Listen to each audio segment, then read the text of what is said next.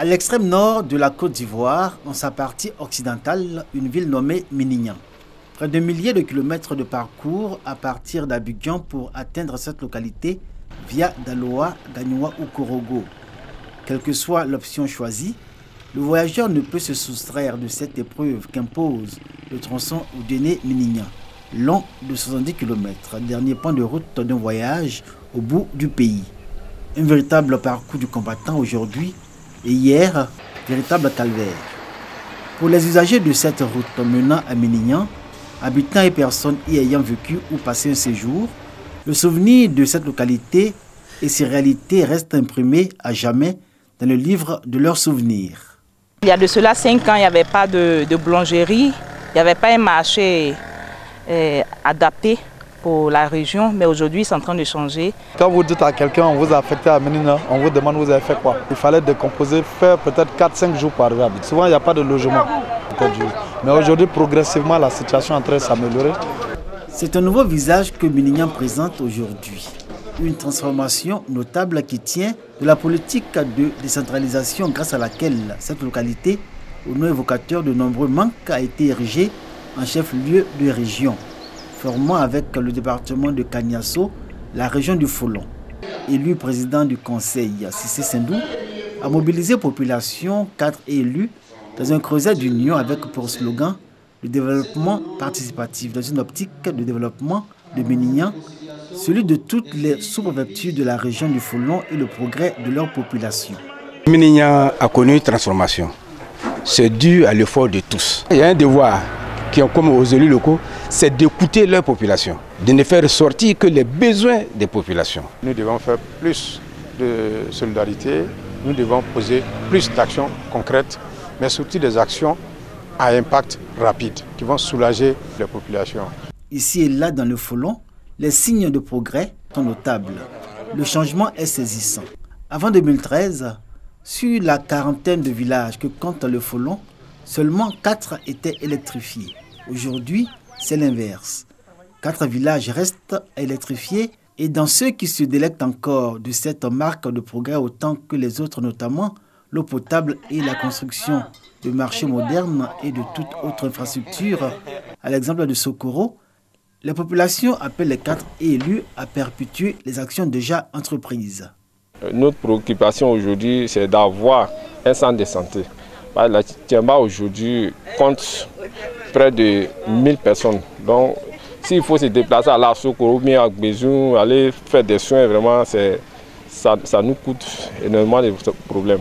Les efforts honorables dans le domaine de la santé ne sont pas capitalisés par les populations en termes de taux de fréquentation des structures sanitaires. Cela donne une impression de gâchis vu l'énormité des investissements dans ce domaine. Les examens bilans, quand on leur prescrit, elles ne les font pas. Comme on exige qu'elle vienne à l'hôpital, elle vient prendre son carnet tout simplement et elle va s'asseoir. Elle attend l'accouchement. Le jour de l'accouchement, quand tu lui demandes votre carnet, elle te donne le carnet pour te dire oui, je suis venue à l'hôpital, j'ai pris un carnet. Mais tout ce qui suit, ça ne vient pas. Là, actuellement, elles sont beaucoup préoccupées à la maison. Elles n'ont pas le temps. Elles préfèrent aller faire les travaux champêtres. Il n'y a rien de payant, tout est gratuit. L'accouchement est gratuit. Elles n'ont pas besoin de se faire examiner jusqu'à l'accouchement. D'un village à un autre, les signes et indicateurs de développement et de progrès sont visibles. Le slogan « Développement participatif » prend tout son sens à chacune des sessions. Ces moments sont le cadre de détermination des actions à mener au bénéfice des populations. Outre les projets classiques, des besoins particuliers spécifiques sont pris en compte et exécutés. La plupart de ces projets sont des projets sociaux de base. Ce sont des dons octroyés par le président de la République, Alassane Ouattara, dans le cadre du projet Pays 2R, le programme rapide des régions. Notre grand bénéfice, c'est le collège de proximité. Nous venons à peine d'avoir une ambulance. Ils ont aussi renforcé le plateau technique du centre de santé. On se sent à l'aise, mais on entend encore plus. Et nous voulons aussi bénéficier de l'emploi jeune. Minignan et tout le Folon sont reconnaissants au président Alassane Ouattara qui y était en 2015 en visite d'État. Et pour cause, la route Oudéné-Minignan est en chantier pour son bitumage jusqu'au Mali via la localité de Tienko dernière localité du Folon. Quitter Minignan pour Antenne au Djéné, c'était un calvaire. Tu décollais soit à 6 heures, peut-être c'est pour arriver à 15 heures au Djéné, 70 km. Quand l'État dit qu'il travaille pour nous, vraiment c'est une réalité. Beaucoup de choses vont changer. On peut aller facilement au Mali, en Guinée, c'est déjà un ouvre de soulagement. Pourtant, avant, on mettait des jours. Le chef-lieu de région du Folon affiche fièrement sa métamorphose. Son aspect rébutant d'hier a fait place à une ville pittoresque qui distille un parfum de modernité.